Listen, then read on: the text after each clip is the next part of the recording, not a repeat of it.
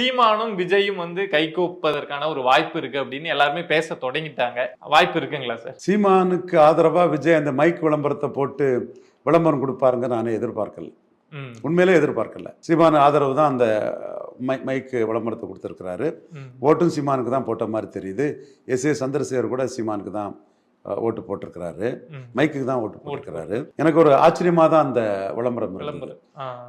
முதல்ல அந்த விளம்பரத்தை பார்க்கும்போது இது ஒரு ஃபேக்கு, நம்பல, இது போலியா இது பண்றாங்க அப்படி இருக்கும்னு நான் நம்பல. அப்புறம் விஜய்க்கு நெருக்கமான ஆட்களே அதை எனக்கு அனுப்பி வைக்கும்போது உண்மையா இருக்குமோன்னு பார்த்தேன்.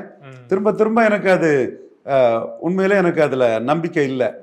அப்புறம் தான் பார்க்கும்போது தெளிவா பட விளம்பரமே அதுதாங்கிறது எனக்கு புரிஞ்சுது.